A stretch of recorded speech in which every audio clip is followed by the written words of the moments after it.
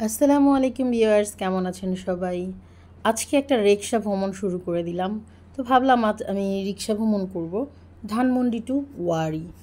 তো যেটা ভেবে এই কাজটা করেছি সেটা হচ্ছে, যেহেতু এই ঈদের ছুটিতে ঢাকা কিছুটা ফাঁকা, আর সেই সাথে রয়েছে আজকে ফ্রাইডে মানে শুক্রবার, শুক্রবারেও রাস্তাটা অনেক ফাঁকা।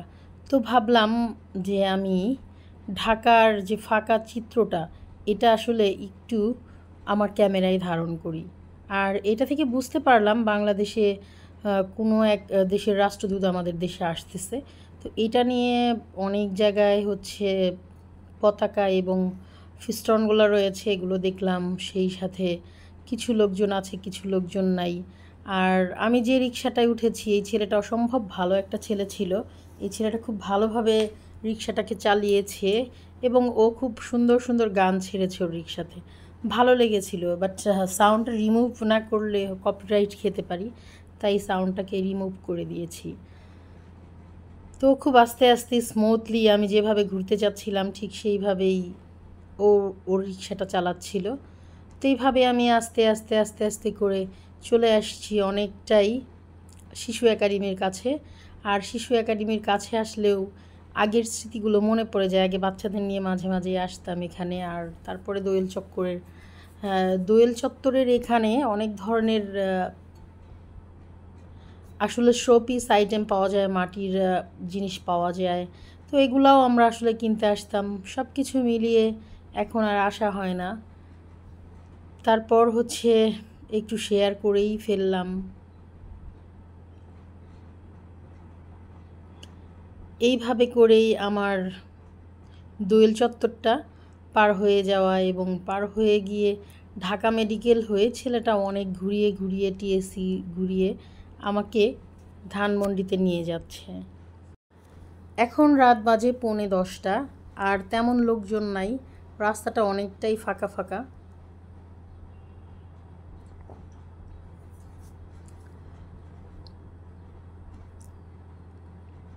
চলে আসছি শহীদ মিনারের কাছে। এখানে কিছু লোকজন পেলাম, এখানে ভালোই লাগলো লোকজন দেখে। ছেলেটা আমাকে বলেছিল আপনি চাইলে নামতে পারেন, কিন্তু আমার মনে হলো না, না নামাটাই বোধহয় ভালো। রিক্সা ভ্রমণ মানে রিক্সা ভ্রমণ, আর প্রচণ্ড গরম। এই গরমে রিক্সায় ভালোই লাগছিল কারণ বাতাস লাগছিল গায়ে। তো এটা হচ্ছে সেই তারেক মাসুদের যে গাড়িটা অ্যাক্সিডেন্ট হয়েছিল, এই জায়গাটা। ওনার গাড়িটা এখানে স্মৃতিচারণ করে এখানে রাখা হয়েছে। চলে আসছি টিএসসি চত্বরে। আর টিএসসি চত্বরের এই ফুড কোর্টটা বন্ধ আছে দেখলাম, এবং এখানে লোক সমাগম আছে, সবাই আড্ডা দেওয়ায় ব্যস্ত।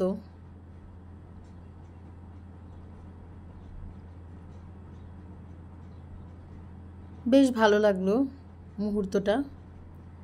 আসলে এইভাবে একা পথ চলার আনন্দই আলাদা, আমি বলবো। চাইলে মাঝে মাঝে আপনিও বেরিয়ে পড়ুন একা একা। নিজের জন্য নিজেকে সময় দিন, নিজের জন্য নিজে বাঁচতে শিখুন, কারো জন্যই নয়।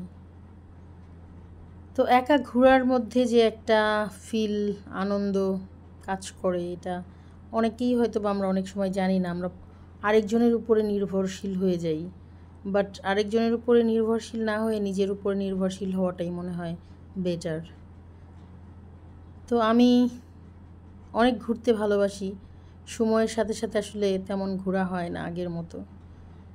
তো আজকে বের হয়ে খুব ভালো লাগলো, এবং রাস্তা ফাঁকা সেই জন্যও ভালো লাগলো। এবং ওয়ারী টু ধানমন্ডির জার্নি ছিল মাত্র 30 মিনিটের। এত কম সময়ের জার্নি ছিল যে বলার মতো না।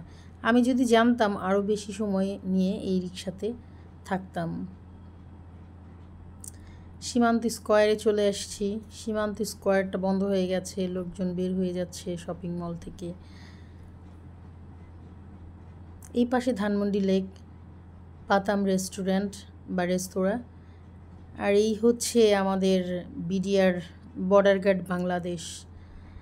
তো বর্ডার গার্ড বাংলাদেশ মানে হাতির যে ইয়াটা, এই জায়গাটা রাতে খুব সুন্দর লাগে, দিনে তেমন না লাগলেও রাতে চোখে পড়ার মতো, মানে অনেক দূর থেকেও এই বর্ডার গার্ড বাংলাদেশের যে গেটটা, এটা চোখে পড়বেই, সবার চোখে পড়বে।